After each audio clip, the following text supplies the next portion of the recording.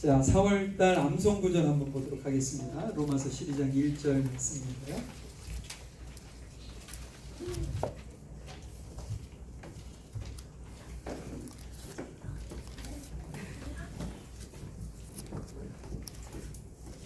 로마서 12장 1절 주보 그 뒤편에 보면 나와 있습니다. 같이 한번 읽으실까요? 시작.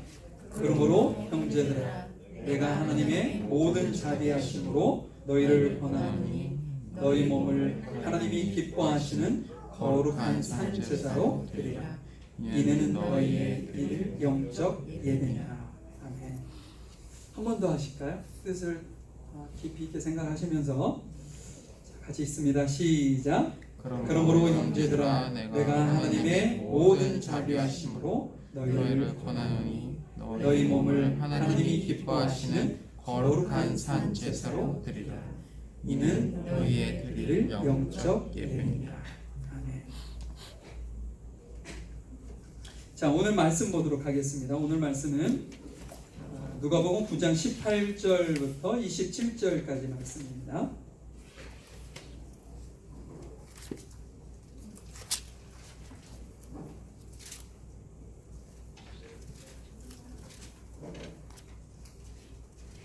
누가복음 9장 18절, 제가 가지고 있는 성경 106페이지 정도 있습니다. 한 절씩 교독하시죠. 하나님께서 따로 기도하실 때에 제자들이 주와 함께 있더니 물어 가라사대, 우리가 나를 누구라고 하느냐? 대답하여 가라사대, 에리야라.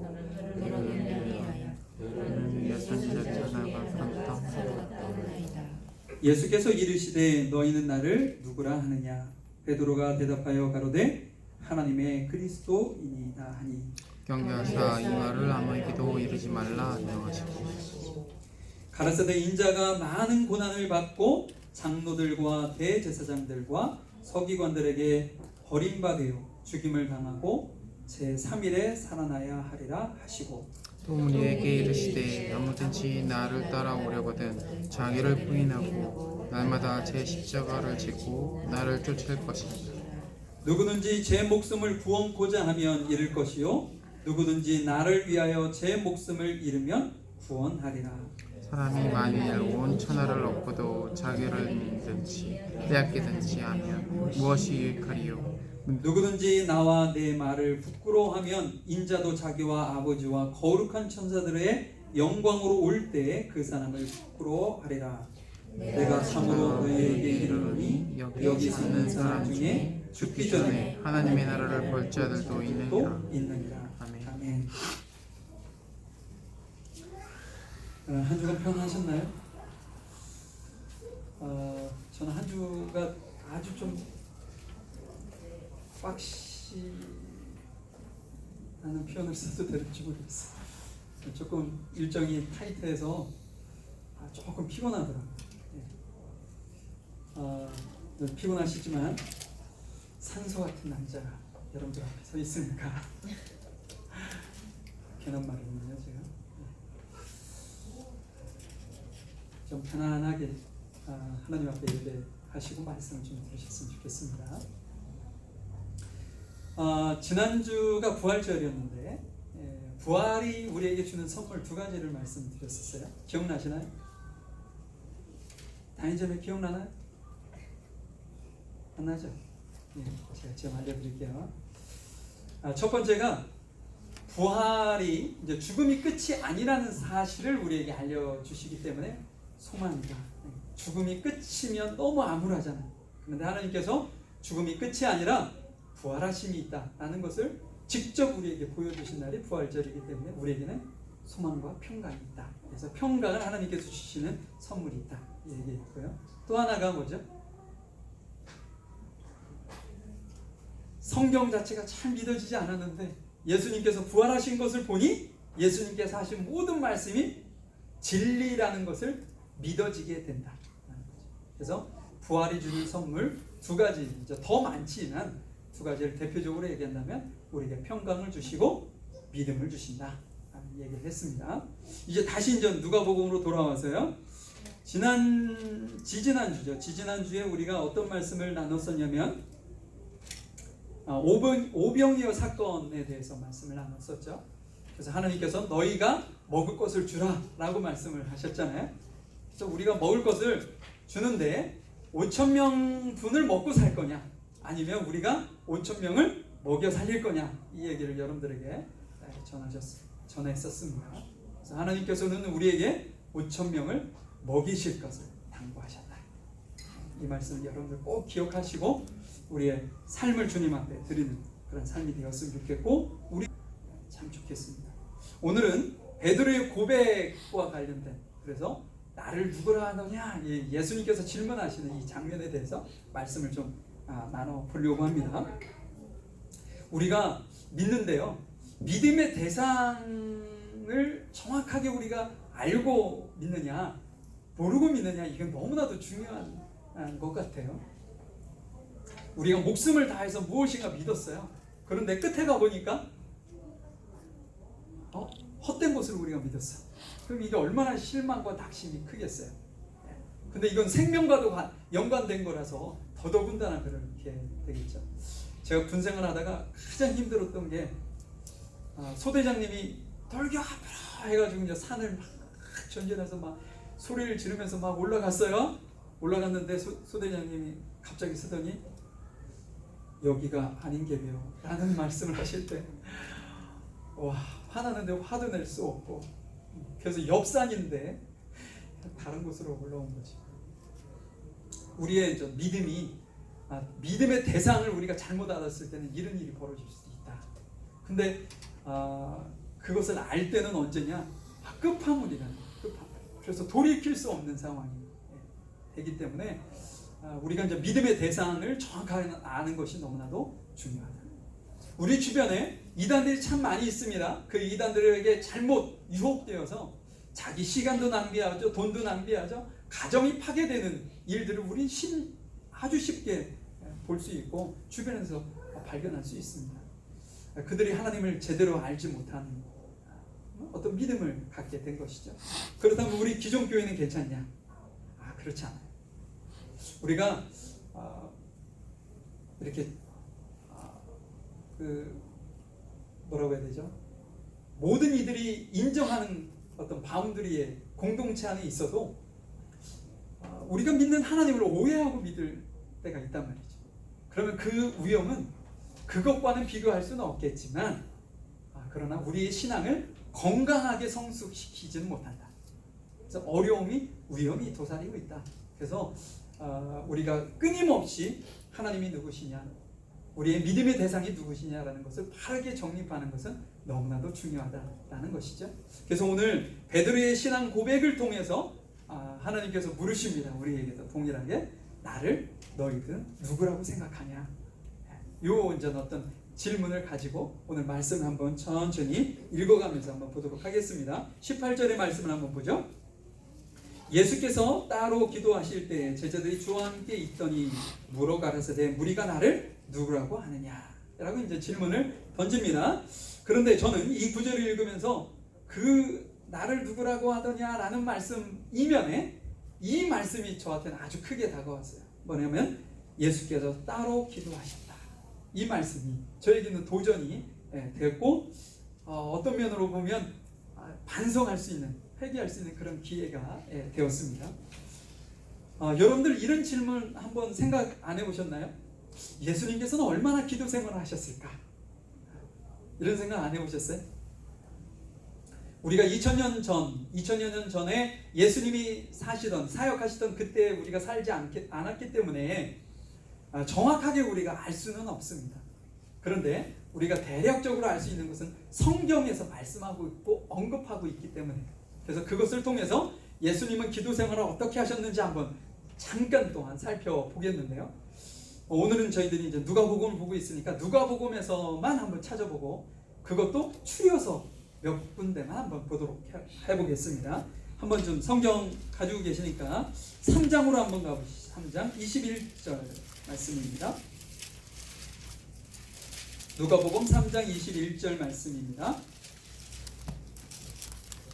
이제 세례 요한이 지금 세례를 주는 장면이거든요. 그래서 예수님께서도 그 세례 요한에게 세례를 받으십니다. 백성이 다 세례를 받을새 예수도 세례를 받으시고 기도하실 때 하늘이 열리고 성령이 형령이 형체도 비둘기같이 그 위에 임하고 강림하고 하늘이 문이 열리고 음성이 들리는 장면을 우리에게 말씀을 해주고 계십니다. 세례를 받으셨다. 예수님께서 세례를 받으셨다는 것은 시점상 어느 시점이냐면요, 예수님께서 대략 30년 정도를 부모의 쓰는 아래에서 생활하십니다. 어떤 나타나는 드러나는 일을 하지 않고 말이죠. 그런데 세례를 받으셨다라는 것은 대략 약 30세 정도 되셔서 이제는 사적인 생활을 정리하시고 공적인 예수님께서 당부하시고 말씀하셨던 하나님께서 말씀하셨던 그 일을 감당하시기 위한 터닝 포인트가 됩니다. 예전 것은 끝내고 새로운 삶을 시작하는 아주 큰 전환점인 중요한 시점이 되겠죠. 그때 예수님께서 뭐 하셨다고요? 기도하셨다라고 말씀하십니다. 그러니까 자신이 공생애를 시작하는 것을 준비하는 기도가 되었던 것이죠. 자, 한번 5장으로 한번 가보겠습니다. 5장 15절.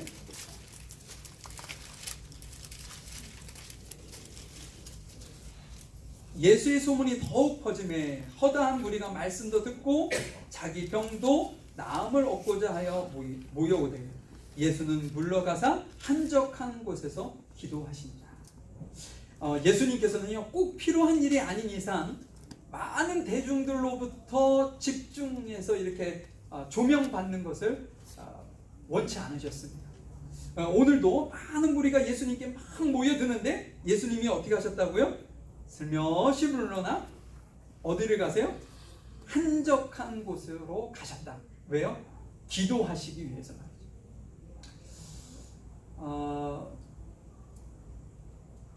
김정환 집사님, 놀라지 마시고요. 기도를 왜 하죠?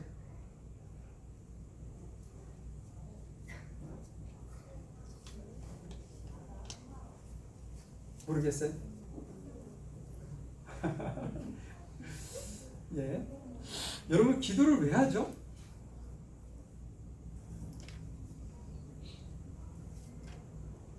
권사님, 민권사님, 기도를 왜? 어휴, 놀라시는데? 네. 잠시 후에 제가 질문 드릴게요. 네. 민권사님, 기도를 왜 하죠?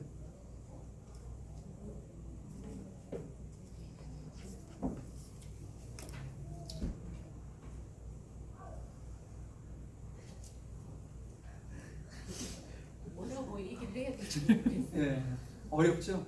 제가 그걸 정리해 드리려고 질문 드린 겁니다. 예, 유원희 집사님 한번 정리해 주시면. 정리하기 전에. 사람마다 이유가 다르겠지만 내가 얘기를 네.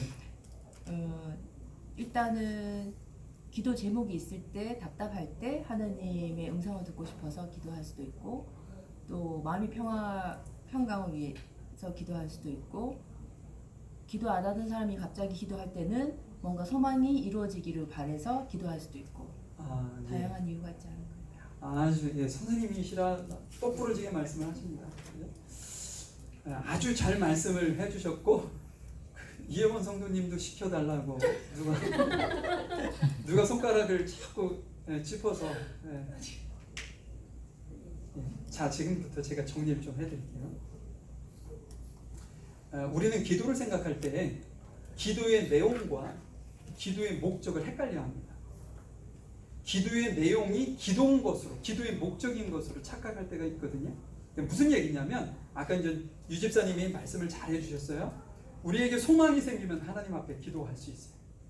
이 일을 위해서 하나님 앞에 구해야 되겠다. 이게 소망이 되겠죠. 기도의 제목이 되겠고요. 또 어떤 내가 힘든 일이 있어요. 내가 이 일을 극복해야 되겠는데 하나님 앞에 도움이 좀 필요해요. 그래서 하나님께 기도하는 것이죠. 이 모든 것은 단 한마디로 표현하면 기도의 내용입니다. 이 모든 게 다 기도의 내용이라는 거죠. 그러면 하나님께서 우리에게 기도하라고 하신 이유는 뭐냐? 목적이 있기 때문입니다. 그러니까 기도의 내용이 중요한 게 아니라 실은 기도의 목적이 더 중요한 거죠. 무슨 말씀인지 알겠죠? 자, 그러면 기도의 목적은 뭐냐? 기도의 목적은 튜닝하는 거예요. 튜닝. 기타를 치면 현악기 같은 경우는 줄이 늘어나거든요. 그래서 막 기타를 열심히 치다 보면 음이 떨어집니다.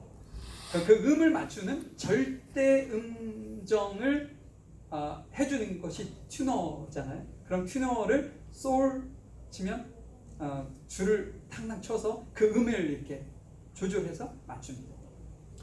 여러분, 기도는요, 마치 우리가 무엇인가를 막 소원이 있어서 막 주님 앞에 이렇게 소망하는 그 기도를 해서 하나님께서 응답해 주시면 그것이 기도의 어떤 평가를 하기 쉬운데, 그게 아니라는 거예요.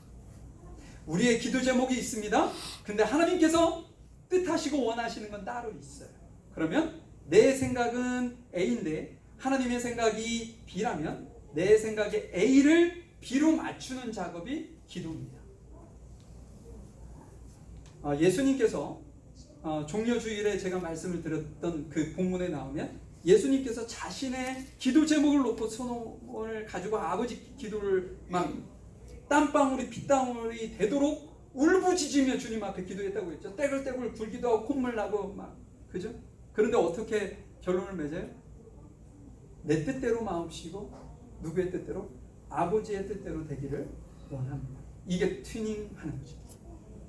예수님의 뜻은 이곳에 있어요. 내가 너무 힘든데 이곳을 그냥 넘어갔으면 좋겠고 다른 방법이 있었으면 좋겠습니다. 그러나 아버지의 뜻대로 되기를 원합니다.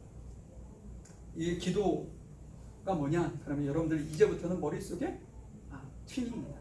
하나님의 뜻에 내 뜻을 맞추는 작업이에요. 내 뜻에 주님의 뜻을 맞추는 게 아니고요, 내 뜻을 주님께 맞추는 작업이 기도입니다. 그래서 여러분은 기도를 그 성경에도 그렇게 얘기했죠. 예수님께서 야, 기도를 많이 하고 많은 말로 막 이렇게 해야 기도를 잘하는 것으로 너네들 생각하지 마라. 그것은 이방인들이 생각하는 기도다. 그게 뭐냐면요, 한적한 곳에 나와 하나님과만 교제할 수 있는 그런 곳에 가서 내 입 밖으로 한마디도 내뱉지 못할지라도 내 마음에 멍 때리고 주님과 이렇게 주파수를 맞추는 그런 작업이 기도입니다. 그래서 말을 현란하게 막 이렇게 하지 않아도 주님이라고 주님의 이름만 그냥 부르고 아시죠? 라는 단 한마디를 내뱉더라도 주님과 내 어떤 생각과 마음이 일치가 되는, 튜닝되는 그 순간, 그것을 하나님께서 소망하고 원하신다는 것. 그래서 예수님께서 지금 어디를 가셨어요? 한적한 곳을 찾아가신 겁니다. 왜? 뭐 하러요? 튜닝하러 가시고. 이전까지는 지금 가고 있는 그 어떤 많은 일들이 있을 텐데, 내 뜻이 아닌 아버지의 뜻을 내가 이루어드리기 원합니다 라는 어떤 끊임없는 튜닝의 작업을 예수님께서는 한적한 곳을 찾아가셔서 기도하셨다 하는 거죠. 또 한 번 보죠. 6장입니다. 6장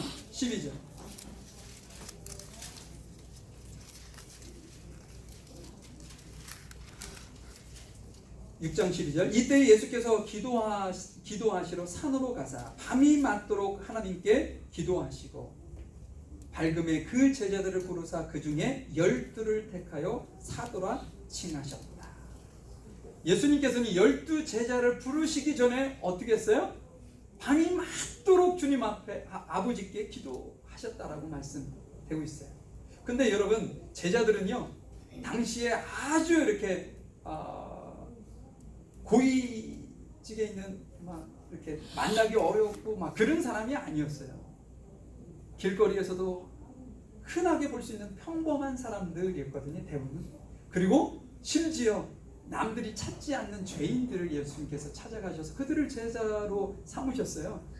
그러니 어떤 면으로 보면 굳이 그렇게 기도하지 않으셔도 될 법한데 예수님께서는 아버지께 기도하셔서 누구의 뜻에 맞는 사람을 불러요? 아버지의 뜻에 맞는 사람을 부르기 위해서 기도하셨던 것이죠. 자, 또 한번 찾아볼까요? 9장으로 가봅니다. 9장 28절입니다.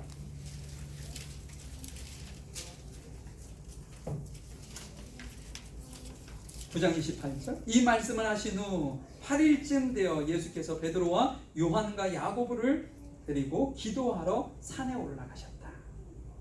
이것은 여러분들이 잘 알고 계시는 변화산 사건, 여러분들 들어보셨을 겁니다. 예수님께서 변화하시고 몸이 변화하시고 모세와 엘리야가 만나서 무엇인가 상의하시는 작업. 이제 그것이 어떤 작업이냐면 십자가 사건을 준비하는 일이었거든요. 아주 중대한 사건을 놓고 예수님은 뭐 하셨다? 기도하셨다. 한 절만 더 보자. 22장 39절입니다. 22장 39절.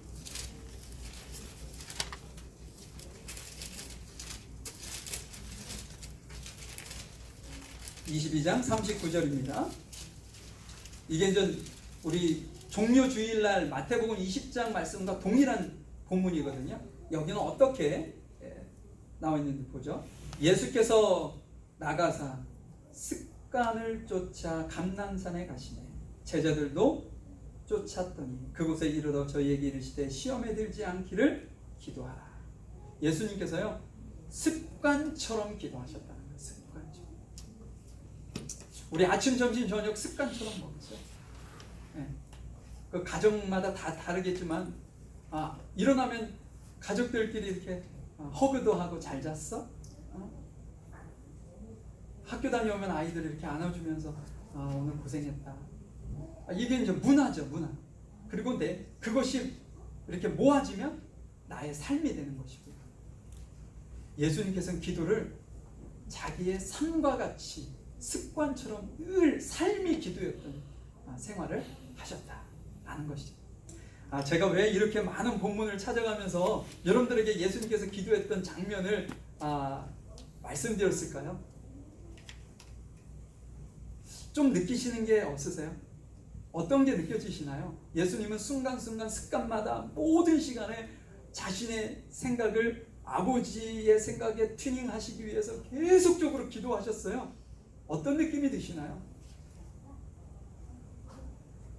예수님은 하나님이시고 도움이 필요 없는 분이시기도 합니다. 그럼에도 불구하고 아버지의 뜻에 자신의 뜻을 맞추기 위해서 계속 튜닝하는 작업을 해요. 그런데 우리는 정작 정말 도움이 필요하고 연약하고, 그런데 우리의 경험과 지식과 우리 생각을 따라 살고 있다는 사실. 저는 이 모습을 보는데 제 자신이 얼마나 부끄러운지 모르겠어요. 내가 얼마만큼 하나님 앞에 내 생각을 튜닝하기 위해서 기도합니다.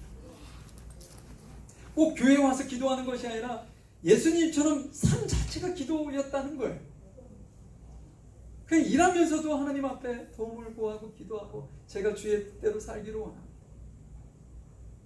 공부하면서도 마찬가지로 잘 때든 일어날 때든 걸을 때든 앉아있을 때든 상관하지 아니하고 우리의 여가를 즐기는 그 순간에도 하나님, 제가 이곳에서 아버지의 뜻을 좀 이룰 수 있게 도와주세요.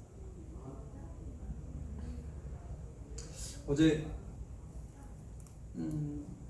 손님이 좀 오셔가지고 교회를 잠시 왔다 갔는데요. 이제 그분들을 모시고 가는데 제 앞차가 봉고차 있죠, 봉고차. 그럼 봉고차에 뒤에 짐을 싣고 사업하시는 분들이 꽤 있잖아요. 근데 내 느낌이 이상한 거예요. 그 문이 약간 덜컹덜컹한 느낌? 잘못하면 열릴 것 같은 불길한 예감이 드는 거예요. 운전을 하고 있는데. 그래서 전 링컨 로드 그 앞에 딱 섰는데, 섰다가 신호등이 바뀌니까 부흥 갔을 거 아니에요?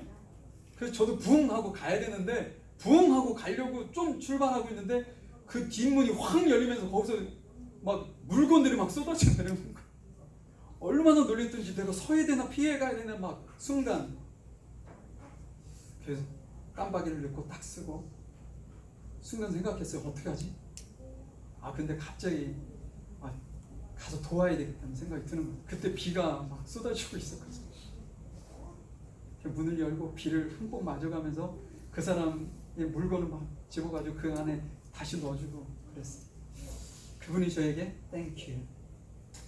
근데 그 이야기를 듣는 순간 제 마음에 너무나도 좋더라고요. 비 흠뻑 맞아가지고 옷이 다 젖었는데 그것이 참 좋더라고요. 제가 그 안에서 그 순간, 짧은 순간이지만 내가 그리스도인인데 내가 어떻게 행동하는 게 좋을까 이 생각을 좀 했거든요. 우리가 여과를 즐기든 뭐를 하든 하나님께서는 그런 마음을 우리에게 원하시는 거예요. 기도를 통해 주의 뜻을 발견하기를 원하시는 것이죠. 지금 예수님께서 그 작업을 하시고 우리에게 그것을 요구하고 계십니다. 그런 마음을 하시면서 예로 한번 가보죠. 9장 19절입니다. 오늘 본문으로 돌아오셔서요. 무리들에게 물으신 거예요.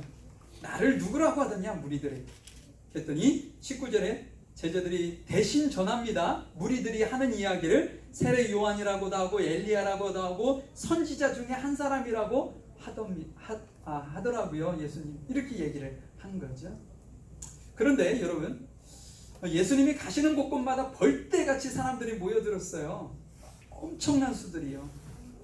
얼마 전에 우리 오병이어 사건을 봐도 최소 15,000명 정도가 모였다는 거 아닙니까? 그럼 어마어마한 인구죠. 그런데 그들의 생각이요 사실과 너무나도 동떨어진 생각을 지금 가지고 있다라는 것을 우리가 발견할 수 있다는 거지요.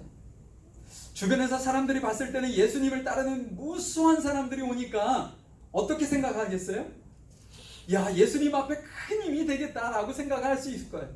그러나 실상 그들은 모래와 같아서 금방 흩어질 우리고 또한 예수님께 전혀 자신들의 필요 때문에 예수님 앞에 온 것뿐인 허수에 불과하다. 아무리 많은 무리라 할지라도 결코 그 무리의 숫자에 힘은 없다라는 사실을 우리에게 알려주는 것이죠. 이렇게 영적인 눈이 깨어있지 아니하면 예수님을 누구신지 정확하게 바라볼 수 없다는 거예요. 예수님께서 제자들에게 또 물으십니다. 그래? 무리들은 그렇게 얘기하는구나. 그러면 너네들은 뭐라고 나를 생각하는데? 라고 물으신 것이 20절입니다. 제자들이 뭐라고 하냐면 하나님의 그리스도이십니다 라고 얘기합니다. 마태복음에는 더 자세하게 설명을 하는데 주는 그리스도시여 살아계신 하나님의 아들이십니다 라고 베드로가 고백했다고 기록하고 있습니다. 그러니까 거기에서 예수님께서는 아주 극찬을 해요. 야 베드로야 내가 복이 있다. 이 일을 알게 해준 것은 네 부모가 아니고 하늘에 계신 내 아버지시야 라고 아주 극진하게 복이 있다고 칭찬을 해주시는 장면이 나와요.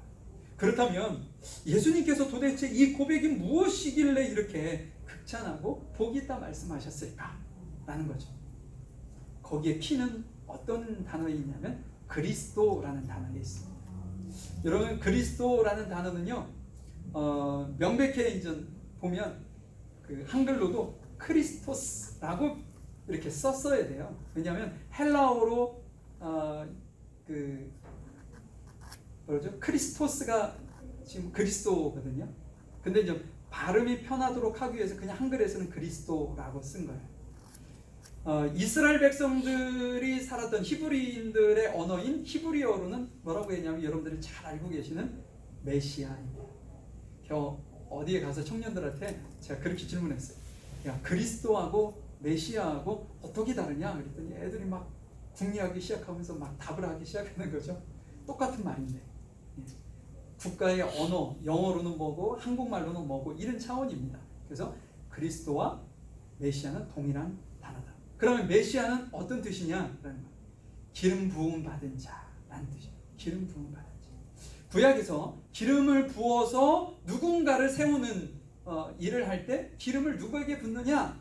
왕, 대제사장, 그 다음에 선지자. 이 세 종류의 사람들에게 기름을 부어서 하나님께서 자신의 일꾼으로 삼으신다라는 거죠. 구약에서는 선지자들이 공통적으로 이렇게 말씀을 하시는 게 있어요. 뭐냐면 메시아가 올 거다. 이제 이스라엘 백성들에게 계속적으로 약속의 말씀을 하시는데 메시아가 올 것인데 그 메시아가 오면 이스라엘 나라를 회복시킬 거야 라는 말씀을 하시죠. 그래서 이스라엘 백성들은 끊임없이 누가 메시아지? 라는 생각을 가지고 있었어요. 그래서 세례 요한이 와서 큰 능력을 이렇게 행할 때 이스라엘 백성들의 생각 속에는 저 사람이 메시아 아닐까? 라는 생각을 갖게 되었다는 것이죠. 왜냐? 그만큼 소망했기 때문에 그렇다는 거예요. 근데 지금 베드로의 고백은 무슨 얘기를 하고 있는 거냐면 예수님이 지금 앞에 계시는데 당신이 메시아입니다 라고 고백을 하고 있으니까 이게 놀라운 고백이 아닐 수 없었던 거죠. 그래서 예수님도 야 너의 그 고백이 복되다. 그것을 알게 해준 이는 집에 있는 네 부모가 아니라 하늘에 계신 아버지야 라는 말씀을 하고 계시는 것이죠. 예수님께서는 이 땅에 오셔서 이 세 가지의 사역을 다 하셨어요. 첫째는 왕과 같은 사역을 하셨어요. 여러분 복음은 자꾸 질문을 해서 죄송합니다. 복음이 뭐죠? 복음이 의미하고 복음이 우리에게 추구하는 것은 뭐죠? 딱 한마디로 얘기한다면 뭐냐면 나의 주인은 누구냐 이 얘기를 하고 있는 거예요.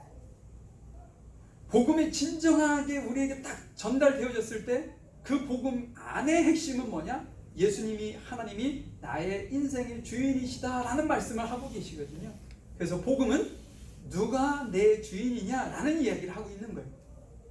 그런데 예수님께서 이 땅에 오셔서 믿는 자들의 뭐가 되세요? 왕이 되신다면 주인이 되시니까 왕의 역할을 하는 것이죠. 대제사장의 역할을 또 합니다. 제사장의 역할이 뭐죠? 이스라엘 백성들이 죄를 지면 그 죄를 가지고 제사장에게 나오면 그 죄를 가지고 누구에게 가요? 하나님 앞에 갑니다. 그리고 제사를 통해서 이스라엘 백성들의 죄를 사하는 역할을 해주죠. 예수님이 하신 일이 뭐예요? 우리의 죄를 아버지 앞에서 사하시고 용서하시는 일을 예수님이 하셨잖아요. 또한 예수님은 선지자적인 역할도 하셨어요. 왜냐? 예수님의 하나님의 말씀을 대언하기 위해서 이 땅에 오셨거든요. 그래서 끊임없이 하나님의 말씀을 우리에게 말씀하시고 가르치시고 교훈하셨다는 것이죠. 이처럼 예수님의 어떤 그 모든 메시아적인 그 어떤 깊은 뜻을 누가? 베드로가 고백되었다라고 얘기를 하시는 거죠. 그러면서 칭찬하셨던 것입니다. 그런데 예수님께서 말로만 하는 신앙 고백은 반 정도밖에 되지 않아. 진정한 신앙의 고백은 이거다라고 지금부터 가르치기 시작합니다. 우리는 어디에 집중을 해야 되냐면 전 메시아 되심도 인정해야 되지만 진정한 신앙 고백은 이런 거야 라고 말씀하시는 지금부터가 우리에게 더 중요한 포인트라는 것이죠. 한번 21절 22절 보도록 하겠습니다. 21절에 보니까 예수님께서 경계하면서 야, 이 고백을 그 누군가에게도 얘기하지 마. 잠잠해. 아직까지는 얘기할 때가 아니야 라고 얘기를 하시면서 22절 가라사대 인자가 많은 고난을 받고 장로들과 대제사장들과 서기관들에게 버림받아 죽임을 당하고 제3일에 살아나야 하리라 이렇게 말씀하고 있습니다. 여러분 제자들 입장에서는 지금 너무나도 황당한 이야기를 예수님께서 하고 계시는 겁니다. 왜냐하면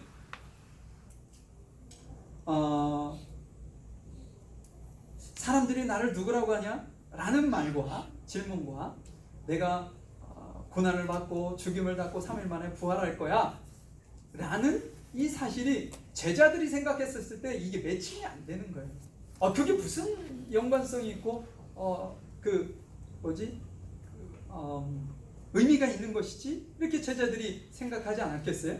그래서 베드로가 예수님을 붙들고 아주 강력하게 강권합니다. 아주 버릇없이 스승에 대한 존경심 전혀 없이 마치 스승을 꾸짖듯이 예수님 그러실 수 없습니다. 절대로 예수님 앞에 그런 일이 있도록 그냥 두지 않을 것입니다. 막 이런 식으로 예수님의 아주 든든한 백처럼 얘기합니다. 그때 예수님께서 뭐라고 하시죠? 사단아 내 뒤로 물러가라. 너는 나를 하나님의 뜻을 이루지 못하도록 만드는 자야 라고 얘기를 합니다. 저희들이 살아가면서요 이 베드로와 같이 이렇게 솔깃한 이 이야기가 우리의 어떤 삶을 이끌어갈 때가 있어요. 그런데 실은요 그건 우리의 마음을 병들게 할 가능성이 90%가 넘습니다. 우리 이제 격려하고 우리를 더 인커리지 시켜줄 수 있는 그 어떤 그것도 이제 좋은 말이 될 수 있지만 거의 대부분은 우리를 넘어지게 하는 뭐라고 해야죠? 아첨의 말이 많아요. 제가 아주 좋아하는 제 좌우명이 있는데 제가 한번 얘기를 들었는지 모르겠어요. 도선자는 시오적이요 도학자는 시오사라. 어디에서 제가 부모님은 초등학교 그걸 뭐라고 정과? 지금도 그런 게 있는지 모르겠는데 자습서죠, 자습서. 근데 그 자습서에 그런 내용이 있어서 아주 오래전에 제가 어렸을 때 그 모습이 그 말이 너무나도 좋고 멋있는 거예요. 그 무슨 뜻이냐면 나를 선하다 하는 자는 곧 나의 적이고 나를 악하다 하는 자가 곧 나의 스승이다. 이런 얘기거든요. 멋있잖아요. 그래서 그때부터 제가 한자로 멋있게 쓰려고. 네. 우리가 주변에서 나에게 칭찬의 소리에 너무나도 익숙해져 있으면 우리의 마음이 병들어 갑니다. 어느 때는 나에게 정말 진정한 충고를 주는 사람을 옆에 둬요. 그래야 그 충고가 나를 넘어지지 않고 설 수 있도록 만든다는 것이죠. 예수님께서 베드로의 이야기가 얼마나 듣기 좋았겠어요. 야, 역시 내가 제대로 사람을 골랐구나. 다른 사람들은 다 도망가도 이 사람만은 베드로만은 나를 지켜줄 수 있겠구나 라고 생각하지 않았겠어요. 그런데 예수님은 그렇게 생각하지 아니하시고 도리어 사단이라고 아주 꾸짖으시면서 내가 하나님의 일을 생각지 않는구나 라고 지금 책망하고 있다는 것이죠. 지금 우리가 가는 그 길이 신앙의 길이요. 어떤 길인가요? 행복하고 즐겁고 그런 길이죠. 그런데 진지하게 들어가고 깊이 들어가 보면요, 조금 우리가 생각하는 것과 다를 수 있습니다. 한번 예수님은 어떻게 말씀하시는지 한번 보죠. 23절입니다. 또 무리에게 이르시되 아무든지 나를 따라오려거든 자기를 부인하고 날마다 제 십자가를 지고 나를 쫓을 것이니라. 누구든지 제 목숨을 구원코자 하면 잃을 것이요 누구든지 나를 위하여 제 목숨을 잃으면 구원하리라. 여러분, 지금 예수님께서 23절에 보니까 나를 따라오려거든 이라는 얘기가 무슨 얘기냐면 결국은 이제 제자들에게 하시는 말씀인데, 제자들이 어떤 신앙의 고백을 했어요? 주는 그리스도십니다 라는 고백을 했단 말이에요. 그 그리스도라는 그 안에 아주 깊은 의미가 담겨져 있는데, 거기에서 끝나지 아니하고 어떻게 해야 되냐면 그 진정한 의미로 들어가야 되거든요. 입으로 고백되어지는 것은 누구나 할 수 있어요. 그런데 진정한 의미로 들어가면 어떤 삶을 살아야 되느냐? 지금 말씀하고 있는 이 장면에 나를 따라오고 나의 삶을 너희들이 원한다면 너의 삶의 방식을 버리고 내 삶의 방식을 따라오려고 한다면, 이런 얘기예요. 이런 얘기인데 예수님께서 이렇게 자신의 삶을 먼저 빗대어서 내가 고난받고 죽임을 당하고 3일 만에 부활할 거야 이 얘기를 하시고 나를 따라오려거든 이라는 표현을 쓰셔서 어떤 삶의 주인이 바뀌어지는 모습을 우리에게 말씀을 한 것이죠. 예수님을 누구든 따라갈 수 있습니다. 그런데 예수님께서 예수님을 따라야 되는 진정한 의미를 충족시키는 그런 삶은 매우 어렵다는 거예요. 왜 매우 어려우냐? 제가 잠시 설명을, 불가능하다는 게 아니라 어렵은데 그 길을 가야 한다는 이야기를 제가 얘기하는 겁니다. 첫 번째, 23절에 보니까 나를 따라오려거든 뭐라고 그래요? 자기를 부인해라. 여기서 얘기하는 건 자기를 부인하는 삶이 예수님을 따라가는 삶이고 진정한 신앙의 고백을 한 사람의 모습이다 라는 이야기를 예수님께서 하고 계시는 겁니다. 예수님께서도 아버지에게 모든 주권을 맡기셨어요. 자신이 충분히 할 수 있음에도 불구하고 말이죠. 우리의 신앙생활은 누구에게 주권을 맡기는 거예요? 아버지께 주권을 맡기는 거예요. 우리. 그렇기 때문에 이 길이 어려워요. 왜? 내 고집대로 하고 싶죠. 누가 남의 이야기를 듣고 하고 싶겠어요.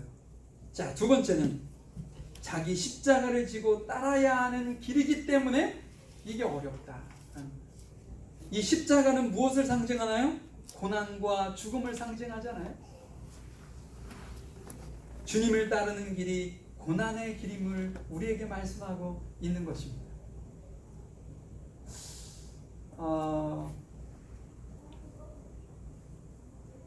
예수를 믿는 신앙생활하는 그 길이 평탄하고 누구나 가고 싶고 그런 길이었으면 저도 좋겠어요. 참 좋겠어요. 그런데 성경에서는 그렇게 얘기하지 않기 때문에 어느 때는 이런 말씀을 전하면서도 마음이 편치 않을 때가 있어요. 왜냐? 우리의 삶이 힘들다는 걸 제가 너무나도 잘 알기 때문에 마치 힘들게 살고 있는 여러분들에게 막 또 채찍을 가해서 그래도 더 열심히 사셔야 됩니다라고 제가 여러분들에게 다붙이는 것처럼 느껴져서 어느 때는 제 마음이 좀 불편합니다. 근데 여러분, 제가 예전에 말씀드렸죠? 편안과 평안이 있는데 편안을 추구하는 것은 하나님의 뜻이 아니고 평안이라고 했잖아요. 평안. 고난의 길이라는 것은 조금 힘들고 부담스럽고 주일날 시간 충분히 다른 곳에서 여가 활동을 보낼 수 있음에도 불구하고 그거 포기하고 이곳에 와서 하나님 앞에 예배하는 이 시간이 편안치 않을 수는 있습니다. 불편하죠. 그런데 이곳에 와야만이 내 마음이 평안해. 주님께서 주시는 마음. 주님이 이곳에 와야 내가 마음이 평안해. 그리고 내가 지금 힘들지만 그 힘듦을 넘어갈 수 있는 힘을 하나님께서 주시는 것 같아요. 라고 이제 우리가 믿고 있잖아요. 그러니까 이곳에 와 있는 것이죠.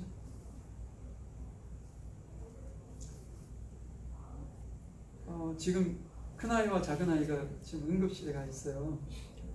일부 예배 때 이제 예배 끝나고 내려갔는데 이제 전화가 와서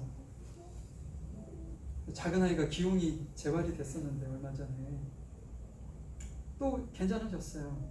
그래서 괜찮은가 보다. 근데 이제 작은아이가 교회를 오려고 하는데 숨이 쉬어지지 않는다고 이제 저를 전화한 거예요. 뭐 기용 저번에도 말씀해 주셨던 것처럼 발견만 하면 뭐 쉽게 고칠 수 있는 거니까 괜찮아. 그래서 그 아이에게 걱정하지 마. 형하고 같이 아빠가 갈 수 없지만 아빠가 같이 가줄 수 없어서 미안하지만 형하고 가. 빨리 형하고 그쪽으로 가. 그리고 아빠 예배 끝나고 그로 갈게. 이제 그렇게 얘기하고 좀 가이를 보내고 올라와서 기도하는데 저도 모르게 그냥 눈물이 나는 거예요. 아무것도 아닌데 실은 뭐 그 큰 병도 아니고 붙일 병도 아니고 뭐 큰 수술이 필요한 것도 아니고 그냥 병원에 가서 이렇게 쉽게 시술하듯 해서 그걸 하면 되는 것인데 제가 그 아이와 함께 해주지 못한다는 게 제게 그렇게 아프더라고요. 예수님께서 십자가에 피 흘려 죽으실 때 제가 행복이라는 표현을 여러분들에게 드렸죠. 예수님께서 그 길을 가시는 것이 그 행복이었기 때문에 힘들고 어려운 그 일을 하셨던 거죠. 예수님께서 그 길을 가실 수 밖에 없었고 아버지께서는 그 길을 예수님을 보내실 수밖에 없는 그 심정이지만 무엇보다도 누구를 생각했냐면 우리를 생각했기 때문에 그냥 기쁨으로 행복하게 하실 수 있었던 거예요. 그런데도 여러분 변하지 않는 게 있어요. 뭐냐면 아픔이라는 거죠. 본인의 고통과 아픔. 그것이 부모가 갖는 마음 아닌가요? 네, 충분히 가능한데 왠지 모르게 그냥 마음이 아파. 안쓰럽고 내가 대신 아팠으면 좋겠고 그런 생각이 드는 거죠. 여러분 지금 예수님께서 우리에게 고난의 길을 가야 돼. 그 길을 가야 너네들이 승리할 수 있단다 라고 우리에게 계속적으로 말씀을 하고 계시지만 그분의 마음이 편하시겠어요? 그분의 마음이 그렇게 편하진 않으실 겁니다. 그 길을 가야 하는 것은 맞는데 그래서 우리에게 끊임없이 주님은 격려하시는 거예요. 괜찮아, 내가 너와 함께 하고 있어. 조금만 가자. 조금만 더 가면 내가 계획하고 내가 오를 그 정상이 있어. 조금만 더 가자. 이렇게 지금 우리를 계속 격려하면서 끌고 가시는 거 아닙니까? 오늘 어려움이 끝났다고 우리의 삶이 100% 이제는 꽃길만 있나요? 아니요, 절대로 그렇지 않아요. 꽃길이 있으면 조만간에 이렇게 진흙탕길이 또 나와요. 진흙탕길이 나오면 평생 그 진흙탕길로 갈 것 같은데 잠시 후면 또 꽃길이 우리 앞에 놓여지는 것이죠. 예수님께서 우리에게 어떻게 보면 고난을 요구하시는 것처럼 나를 따라오려거든 너를 부인하고 십자가를 지고 좀 따라와라. 근데 진정한 그 안에 있는 의미는요, 딸이 있기 때문에 그 말씀을 하실 수밖에 없었던 거예요. 그 말씀이 뭐냐? 25절 말씀입니다. 25절 말씀 볼까요? 사람이 만일 온 천하를 얻고도 자기를 잃든지 빼앗기든지 하면 무엇이 유익하리까? 예수님께서 우리에게 야 십자가를 지고 네 십자가를 지고 날 따라와. 너를 부인하고 나를 주인으로 삼고 와. 라는 진정한 의미는 뭐냐면 영원한 생명을 우리에게 주시기 위한 그 길밖에 영원한 생명을 줄 수 있는 길이 없기 때문에 우리에게 말씀하시는 거야. 지금은 힘들고 어려워. 우리 인생이 길어야 뭐 100세, 110세 이잖아요. 근데 그 이후에 펼쳐질 영원한 세계는 그 시간과는 비교할 수 없을 만큼 영원히 우리에게 존재해요. 그래서 어찌 보면 지금 우리가 인생을 살아가고 있는 이 시간은 내게 주어진 시간의 0.0000001%도 안 될 짧은 시간일 수도 있습니다. 근데 우리는 이 짧은 0.0000001%도 되지 않는 이 시간을 이용해서 어떤 것을 추구해야 되냐면 영원한 세계를 우리는 꿈꾸고 지금 준비하고 있는 것입니다. 예수님께서 그래서 힘들지만 자기 자녀들에게 조금만 참아 라고 지금 말씀하고 계신다는 것입니다. 좀 한번 말씀을 좀 마무리해 보려 합니다. 여러분, 우리에게 하나님께서 지금 묻고 계시네요. 너희는 나를 누구라고 생각하냐? 우리 입속에서 가장 좋은 답은 베드로가 고백했던 것처럼 주는 메시아 되십니다 라는 말씀이에요. 메시아 된다는 것은 아까 얘기했죠. 주님이 나의 주인이십니다. 왕이십니다. 주님이 나의 죄를 해결하실 수 있는 유일한 대제사장 되십니다. 주님이 하시는 말씀만이 하나님의 말씀임을, 유일한 하나님의 말씀임을 저는 믿습니다. 예수님은 하나님의 아들 되십니다. 이 고백이 그 안에 담겨져 있는 거 아니에요? 근데 그건 입술의 고백이고, 그럼 우리의 삶으로 증명해내는 고백은 무엇이냐? 그것이 나 자신을 부인하고 자기 십자가를 지고 지금 현재의 삶을 힘겹지만 힘들지만 지고 가는 삶입니다. 지금 현재 내 삶으로 증명해내는 삶이에요. 아, 주님이 나의 메시아 되십니다라는 이렇게 어떤 증명이 내가 주인인 이상 증명이 안 돼요. 내가 주인이 아니라 주님이 주인이십니다. 그러니 나를 부인할 수밖에 없죠. 그러한 삶을 하나님께서 우리에게 요구하십니다. 내 삶에서 증명해내는 삶을 오늘 하루도 여러분들의 삶 속에서 살아내셨으면 좋겠습니다. 잠시 기도하겠습니다.